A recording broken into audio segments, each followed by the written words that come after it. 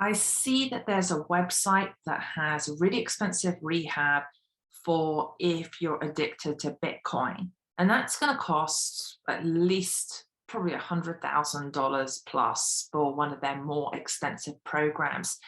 And I also saw that there is a program which is the 12 steps of Bitcoin. And step one is we admitted we were powerless over fiat money and our lives were unmanageable. But there isn't yet a 12-step program for cryptocurrency, for crypto trading, like there is to alcohol or to eating or to sex or any of the other isms. And I think it's just a matter of time before we start to see that pop up. I'm Joanna Garzilli. This is Crypto Angel Network. Thank you for subscribing to the channel, for lighting up that bell so that you get to go with me on my crypto journey. And I love hearing from you as to what your experience is, where you are in your crypto journey as a fellow crypto angel.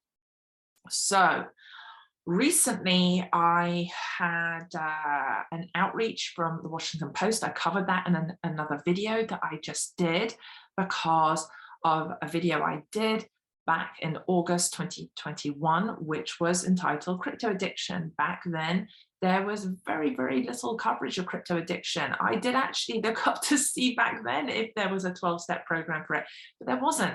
But today I'm going to cover something from Bloomberg, and I want to walk through this with you step by step because I feel it's important to be able to make a distinction between what is crypto addiction and the way that I see some of the journalists, the mainstream media talking heads, how they are referring to this. And it can feel, I understand maybe they're trying to be helpful and useful, but as someone who has been in self-help as an intuitive guide, as a coach for over 20 years, and as a HarperCollins author, I'm pretty versed in this area of being able to help other people. Also because I've done a 12-step program going back since 2009, and also because I'm in crypto. I've done now over 1,000 trades in crypto, and so I have a fair amount of experience in the space and going through different phases of the markets from when we've been up to when we've been down. So I'm going to go ahead and share my screen. Yeah, I just seen my Washington Post one come out, and then so I was just like, oh, well, what's this from Bloomberg? Because they just did something right afterwards. Actually, this was the same day. I think it was later on in the day after I came out in Washington Post. So we're gonna go through this together, and I'm gonna share my thoughts on this from the perspective of addiction and crypto, and what is or isn't the case with this. And I want to hear from you in the comments. Please, let's have a conversation around this, so that, because I think what's important, what I don't like is that I feel like part of the angle is just painting crypto as this terrible, dangerous, destructive thing, when there's so much positive to it, that it's innovative, that it's making great changes of creating transparency and efficiency for different industries all around the world. So with that being said, I'm going to start to play this, and then we're going to stop and start along the way so that we can talk about this. Charlie, great story. You asked our Instagram followers a few questions about crypto and crypto addiction. What did they tell you? There's a lot of skepticism here, but by and large, our followers seem to buy into this. So 77% said that they think that crypto addiction is real. I also wanted to get a sense of how well they understand crypto more broadly. 39% said they don't really understand it all that well. About a quarter said they don't get it at all. And only about 12% said they understand crypto really well. Do you think crypto addiction is real? I do. Absolutely, I do. Let's get to some of the questions that you heard from our audience on Instagram. This one coming from SCE the Dreamer. What on earth is it that they are addicted to? Is it Bitcoin? So Charlie, this seems to be a question about what part of the process of cryptocurrency have these addictive qualities. Yeah, so over the past few years, I think psychiatrists, clinicians have been thinking about the addictive qualities of cryptocurrencies and asking, is this addictive? Is this truly addictive in the way that some other behaviors might be addictive? And what the consensus view seems to be emerging is that cryptocurrency addiction in excess can resemble gambling disorder. And that is a disorder that is in the DSM-5 that psychiatrists have spent the past decade identifying. So yes, this potentially, according to these experts, could be addictive, and Bitcoin could be a part of it, but it could be other coins as well. I think that Bitcoin is the most brilliant thing, the most brilliant asset class that has been created. And so people who understand what it is, who've done their due diligence, that see that, I think Michael Saylor sums it up really well, where he originally referred to it as digital gold. More and more people are starting to recognize that and see that. And in the past, where, say, to go and hold gold or to have a decent amount of it, I mean, you have to get quite a bit. You have to go and store it somewhere. You have to put it in a vault. It's more complicated. For the average person, just to be able to go and get some Bitcoin and have that as a store of value, to be part of building your wealth that is accessible to everyone, is amazing. So I just don't understand how Bitcoin can be considered addictive. It's a great asset class that more and more investors around the world are going into. I mean, then you could just say, well, okay, Michael Saylor's a crypto addict, Elon Musk is a crypto addict. So to compare trading crypto and having different cryptocurrencies alongside gambling and doing, I don't know, blackjack or roulette or something, poker. I've never played any of these things. I've never done a thing in Vegas. Like, I have no desire to do any of the things that are offered in Vegas, and I don't do any of them online, but I love crypto because of what it is and what it represents. I think that's the important distinction. So I just like this whole gambling connection with it, maybe for like a teeny weeny percentage of people, but I just don't agree with that. You let me know what you think. This sounds a lot like a gambling addiction. It's and that ties in nicely to addiction. our next question. Oh User gosh. Dave Soul wants to know, is it only an addiction if you lose?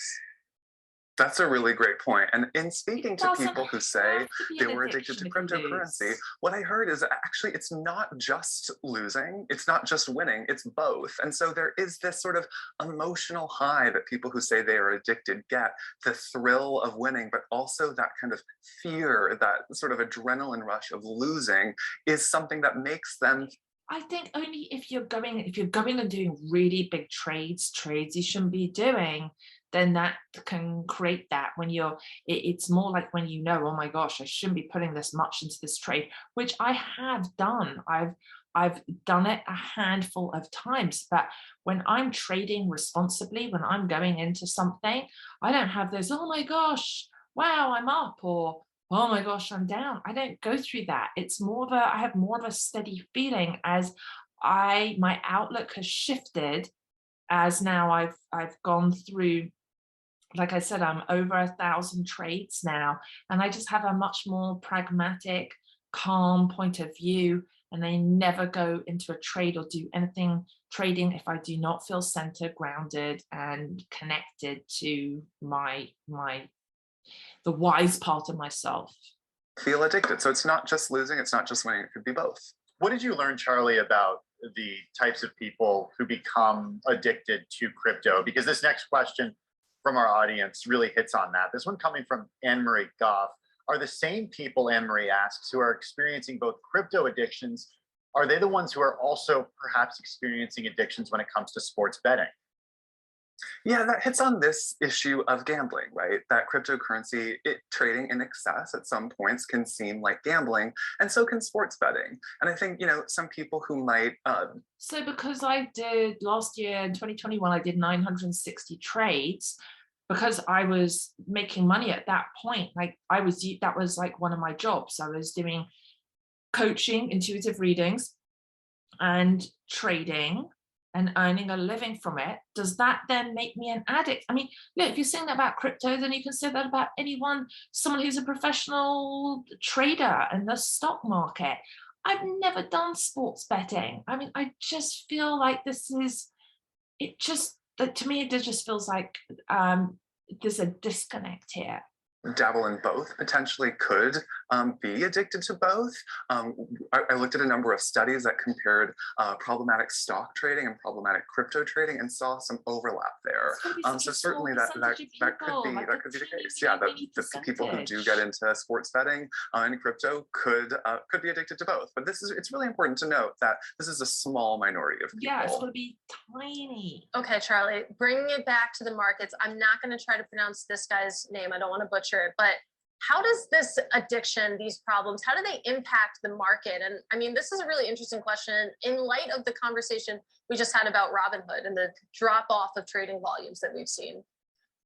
Yeah, so I think there is this concern that crypto does have addictive qualities, that it gets people, trading, and they potentially don't stop. Unlike stocks, crypto is 24/7. It's more volatile. It's newer, so there is a lack of understanding. But in speaking with experts, what I did find is it's important not to. By the way, I don't find Robinhood addictive at all. Like the only reason I went on Robinhood was because it had Lucid Motors. But I don't understand what would be addictive about Robinhood, but maybe you think there's something there is. You let me know. Be too scared, right? To sort of use the small number of people who could potentially become addicted to this to castigate the wider field, right? There is important innovation going on here. There are legitimate investments that are being made, and so I think being too nervous about this is also something that could be potentially negative and something that we shouldn't do. We shouldn't overreact. There we go. Charlie, a lot of the questions that we got are questions that could be asked about other industries too. This one makes me think of what's happening here in the United States, specifically in New York and New Jersey when it comes to sports betting. This one coming from the Paradise 10, who asks, shouldn't it be regulated? I think a lot of people say that when it comes to sports betting. Regulated. What do the experts tell you about stuff like this when it comes to the market, when it comes to crypto and trading? A lot of questions, you're right. It is such a new space. And I think what really stuck out to me in speaking to some of these clinicians was that cryptocurrency is different from, say, gambling because it has this sort of air of respectability. There are people who make a living. There are very wealthy people who make a living doing this, and they make quite a bit. That's true. And that can, in some ways, actually hide addictions because people are trading for a living, but they could potentially be trading for a living, but also addicted. And so that's what kind of differentiates this. And I think, regulation, huge issue. I think, that's not something that I think is necessarily on the cards vis-a-vis addiction. But yeah, I think it gets to that point. Well, it's going to be what is or isn't deemed a security, because when you've got people with certain, I guess, projects and they are offshore, maybe they're not going to pay their taxes. And so it's, I think the IRS wants to be able to make sure that they can get their taxes and make sure that there isn't tax evasion. And I wonder, how, so it's more, I think the regulations going to come more from that standpoint rather than how much people are addicted. And Charlie, before we let you go, I want to talk a little bit about your story, because I want to hear what these treatment centers were like and who is spending money on these treatments to go to get their crypto addiction treated.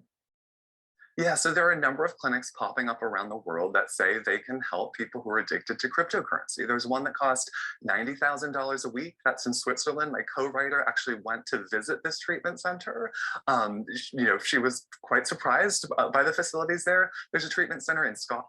And it's important to remember that the majority of people that go to these treatment centers that they do have some form of relapse. It is quite common.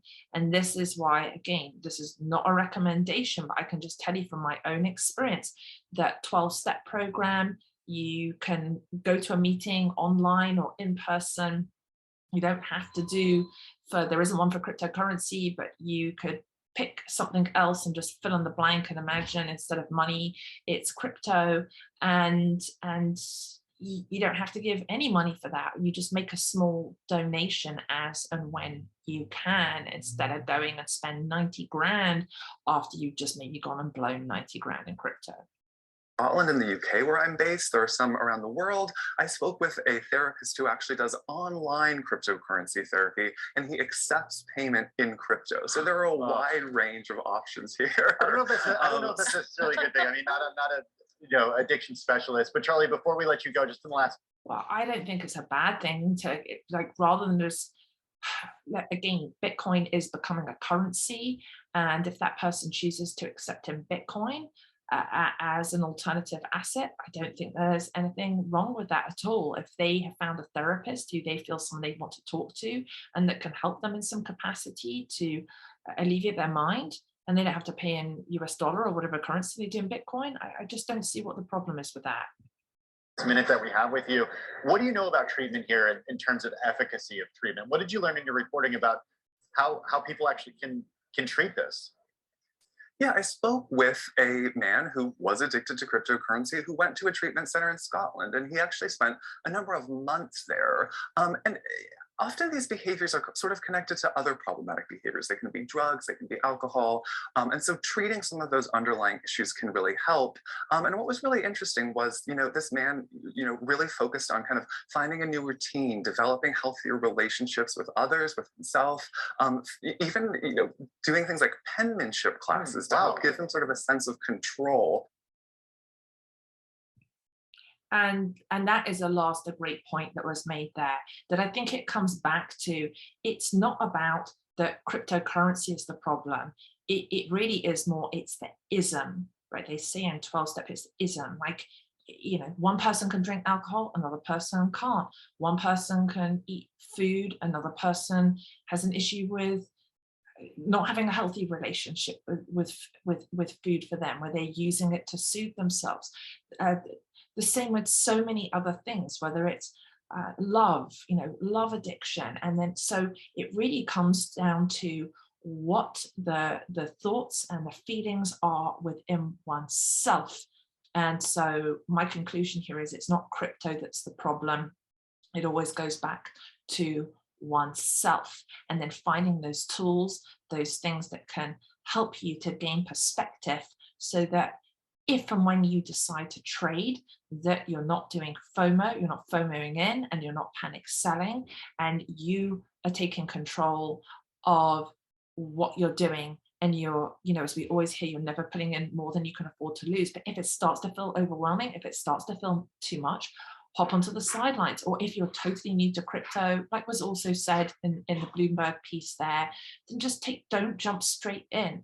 It's really important to just go little by little, step by step. Make sure you educate yourself first, so that if you do decide to get into the markets, because it is extremely volatile, that you just know it's a roller coaster, and sort of like how you wouldn't just go and couldn't just get in the car and drive it and hit the road. You have to learn to drive first. You have to take a test before you do that, because you have to be aware of other drivers. It's very much similar to that in crypto. You let me know in the comments what you think, and I look forward to connecting with you next time.